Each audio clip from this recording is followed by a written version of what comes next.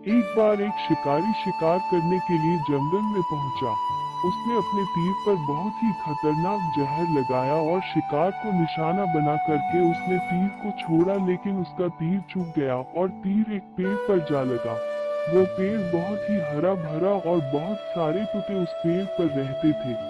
जैसे ही वो जहरीला तीर उस पेड़ पर जाकर लगा, वो पेड़ धीरे धीरे सूखने लगा और उस पेड़ पर जो भी तोते रहते थे वो एक एक करके उस पेड़ को छोड़कर जाने लगे। उस बड़े से पेड़ के कोटे में एक बहुत ही बूढ़ा तोता रहता था, जो बहुत ही धर्मात्मा और अच्छे मन का था। सभी तोते उस पेड़ को छोड़कर जाने लगे थे, लेकिन वो बूढ़ा तोता जाता था, दाना लेकर के आता और उसी कोटे में आकर के बैठ जाता था, परंतु उस पेड़ को छोड़ने को तैयार नहीं था।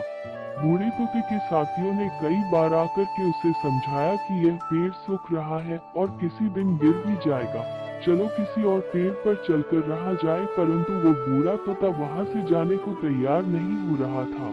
अब ये बात देवराज इंद्र तक पहुंची। उन्हें बताया गया कि एक तोता है, वो जिस पेड़ पर रहता है उस पेड़ पर एक जहरीला तीर लगने के कारण सूखने, गिरने और खत्म होने के कगार पर आ पहुंचा है, और एक बूढ़ा तोता अभी भी वहीं पर रह रहा है। वो दाना लेकर आता है और वहीं पर रहता है, जबकि उस जंगल में बहुत सारे पेड़ हैं, लेकिन वो उसी पेड़ पर रह रहा है।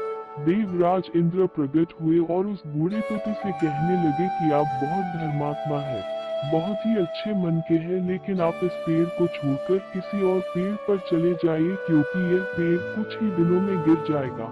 तालाब के पास में बहुत से बड़े बड़े हरे भरे पेड़ हैं, बड़े बड़े कोटे हैं, उन पेड़ों पर फल भी लगे हुए हैं, उन्हें वहीं पर तोड़कर खा सकते हैं, परंतु यहाँ से आप चले जाए। तोता बोला, माफ कीजिएगा, इस पेड़ ने मुझे जीवन दिया है, शिकारियों से मेरी रक्षा की है, हर मौसम में मेरे साथ रहा है, ये कोटा मेरा घर है, यहाँ मैं पला बड़ा हूँ।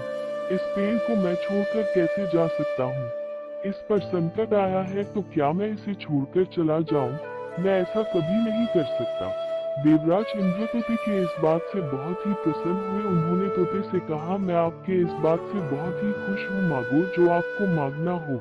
उस बूढ़े तोते ने कहा, मुझे बस इतना मांगना है कि जिस पेड़ ने मुझे जन्म दिया, जहाँ मैं रहा पला बड़ा, जिसे आप मेरा जन्मभूमि कह सकते हो, आप इसे फिर से वैसा ही हरा भरा कर दो जैसा ये था।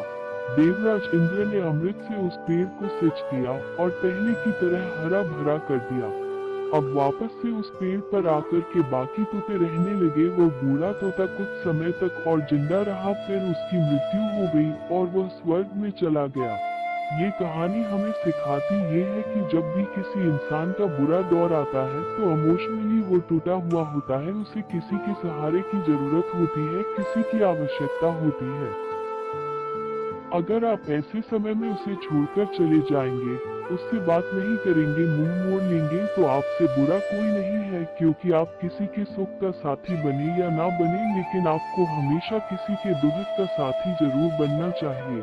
तो दोस्तों, ये थी हमारी आज की कहानी। उम्मीद करते हैं आपको पसंद आई होगी। आपका क्या कहना है इस कहानी के बारे में कमेंट करके हमें जरूर बताएं। वीडियो को लाइक कर दीजिए, चैनल को सब्सक्राइब कर लीजिए और साथ में घंटी को दबाकर ऑल पर सेट कर लें, ताकि आने वाली वीडियो आपको तुरंत मिले।